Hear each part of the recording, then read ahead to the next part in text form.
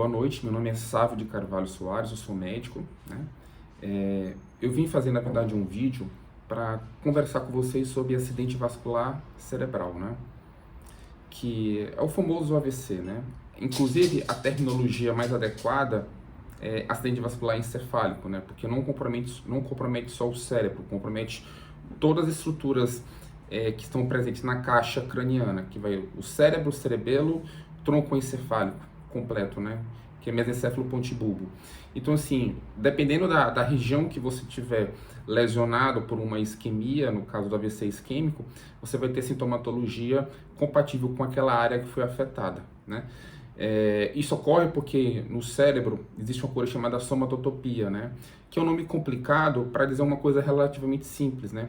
Que somatotopia é dizer que cada área do cérebro ela é especializada numa função.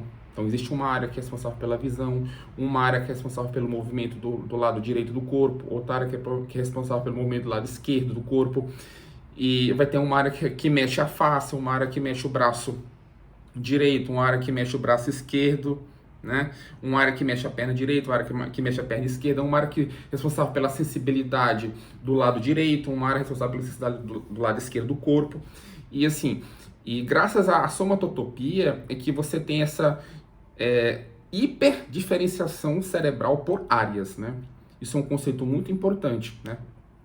Então, conforme a área do cérebro que for afetada, eu vou saber mais ou menos qual é o sintoma que eu imaginaria que o paciente poderia vir a ter, né? Por conta da somatotopia. E como eu ia dizer, como estava dizendo, o AVC é uma doença muito comum, né? É uma doença isquêmica, né? É causada por uma obstrução de uma artéria cerebral, que vai levar a uma isquemia, não vai chegar sangue para uma área do cérebro e aquela área vai parar de funcionar, não vai funcionar adequadamente, né? As artérias que podem ser afetadas, você pode ter desde artérias grandes como artérias pequenas, né? As maiores artérias que são responsáveis pela perfusão do cérebro, né? Você vai ter essa artéria cerebral média, que é uma artéria muito importante, né? Ele leva sangue para quase 2/3 do cérebro, quase 2/3 é muita coisa, né? Mais ou menos uns 50% do cérebro ele leva. Aí você tem a cerebral anterior, a cerebral posterior, que são artérias grandes, né? E você vai ter também artérias menores, né? Que vão levar sangue para estruturas mais profundas do cérebro, tá? Conforme a área que for afetada, você vai ter uma manifestação clínica, né?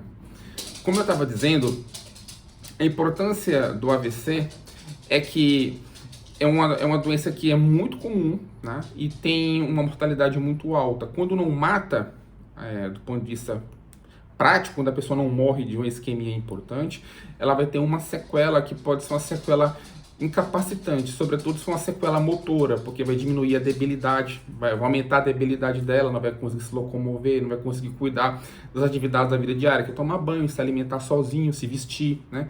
Então, dependendo da área afetada, você pode ter uma debilidade muito grande. Fora as implicações cognitivas, quer dizer, de memória, de raciocínio, de raciocínio abstrato, de capacidade de linguagem, né? A dificuldade de conseguir tanto articular a palavra quanto de compreender o que está sendo dito, né? E aí as parestesias, às vezes também quadros de disfagia, disfonia, hemiparesias, né? Então, assim, é um quadro muito importante. E é uma das principais causas de mortalidade no mundo, né? São as doenças cardiovasculares, em especial AVC e infarto.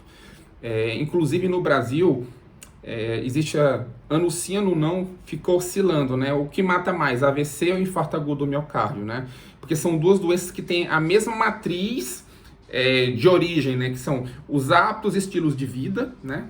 Sobretudo pacientes hipertensos, diabéticos, com colesterol alto, pacientes que têm sedentários, obesos, pacientes que têm histórico de, às vezes, de abuso de drogas, sobretudo drogas ilícitas, que causam vasoconstricção cerebral, cocaína e crack, sobretudo, né? Causa um vasoespasmo e aí não chega sangue naquela área do cérebro, aquela área isquemia, e a pessoa vem a ter uma complicação grave, né?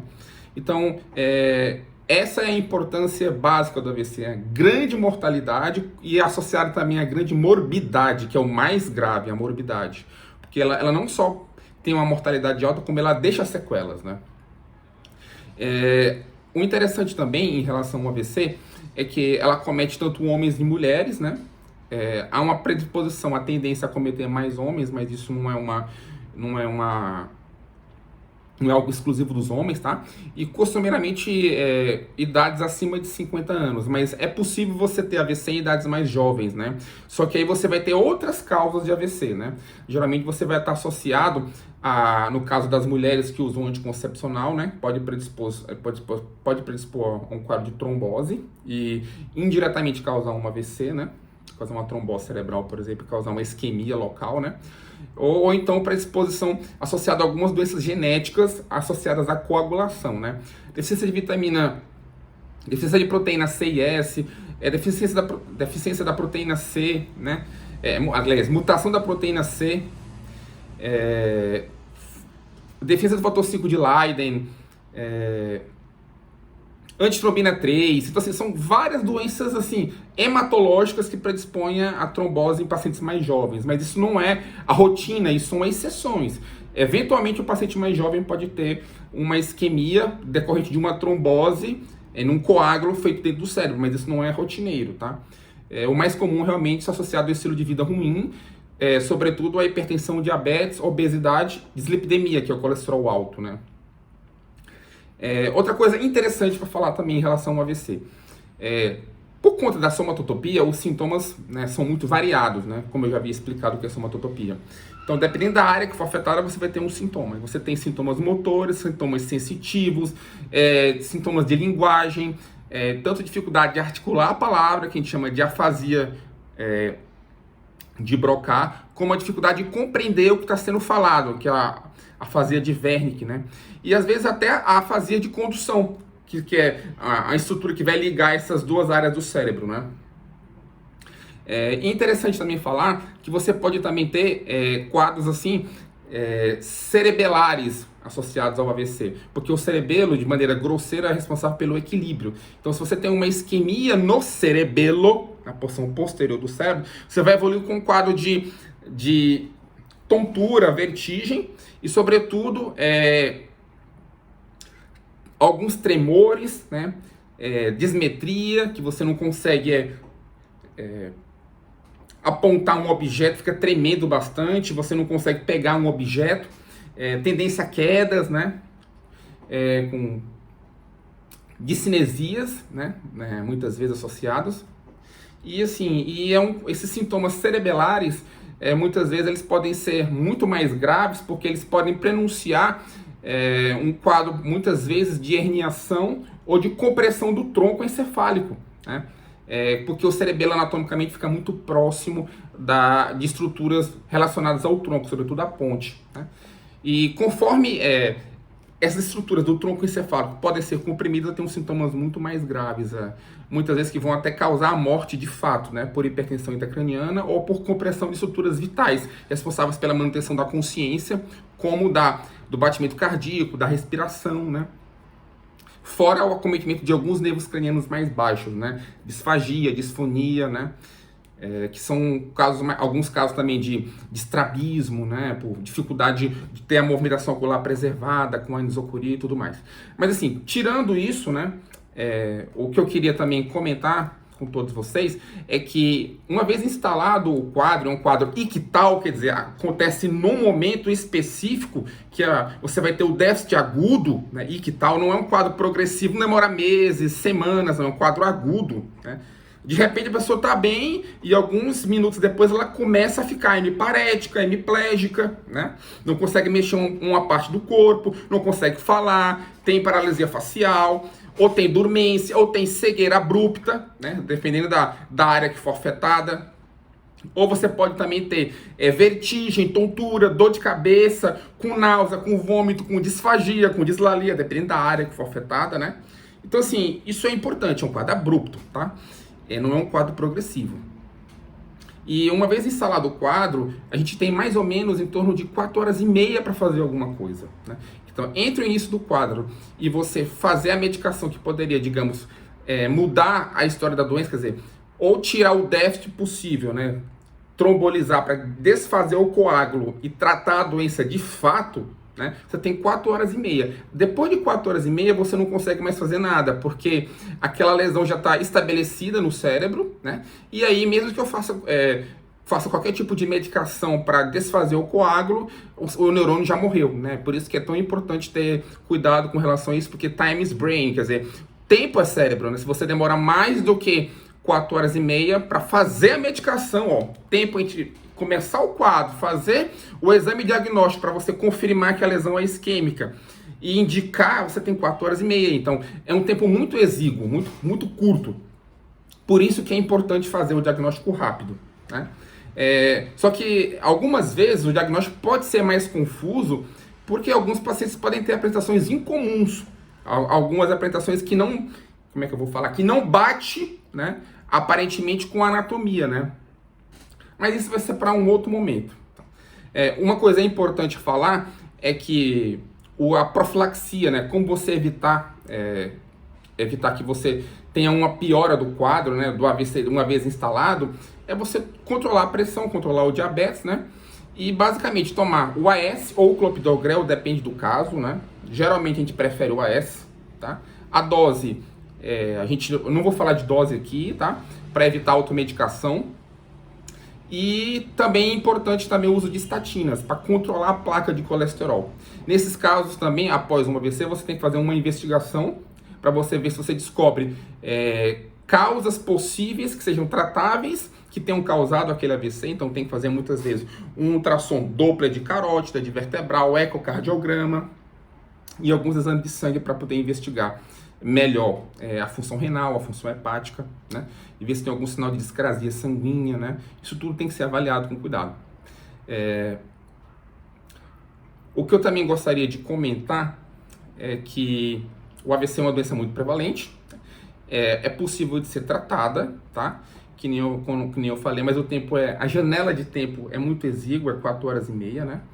E eu queria comentar também um caso que aconteceu comigo, né, de um paciente que eu atendi, que veio no consultório, né, referindo uma turvação visual, um borramento visual bilateral, né, que tinha se iniciado há 5 dias, né, 5, 6 dias, e dor de cabeça, só, mais nada, tá? No exame físico tinha um pouquinho de papiledema, tá? Nas 2 papilas, quando você fez a oftalmoscopia, mas não era um papiledema muito exuberante, mas tinha um pouquinho de edema de papila, tá? Isso já indicava pra gente que devia ter algum sinal de hipertensão intracraniana e necessitava certamente um exame de imagem, né? Uma tomografia ou uma ressonância. De preferência uma angiotomografia ou uma angiorressonância, né? Porque como o quadro era bilateral, né, isso sugeria pra gente que provavelmente o acometimento seria de 2 territórios, né? No caso da visão, né, que estaria mais afetada, seria córtex occipital. Teria que ser os 2 córtex, do hemisfério direito e hemisfério esquerdo, né, aparentemente, né. Só que um quadro desse, acometendo os 2 córtex, eu iria pensar numa oclusão muito mais grave, né. Eu iria pensar numa oclusão de basilar, né, no topo de basilar, ou então das 2 artérias cerebrais posteriores. Ele teria realmente um quadro muito mais grave, com sonolência, confusão mental. Ele não estaria tão bem há 5 dias, né? Com 5 dias de evolução. E foi essa a hipótese inicialmente, né? Aqui deve ser uma trombose, né? Que deve estar causando a dor de cabeça e o borramento visual.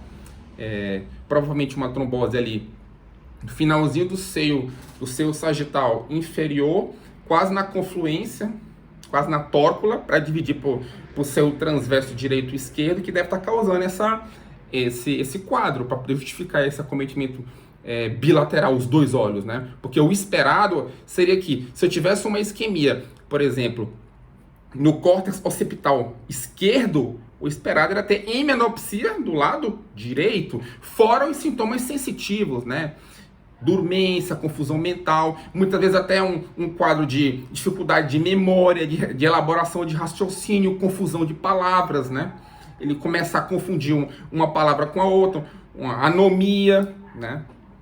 Sem conseguir nomear objetos, mas não, só tinha um quadro de turvação visual, né? Foi avaliado esse paciente por um oftalmo, o oftalmo descartou o acometimento ocular do paciente, então o problema não era no olho, né? e sugeria fazer um exame de imagem, né, que já tinha inclusive sido cogitado, né, já tinha sido solicitado, né, pensado, porque os diagnósticos é um quadro vascular, certamente um quadro vascular, né?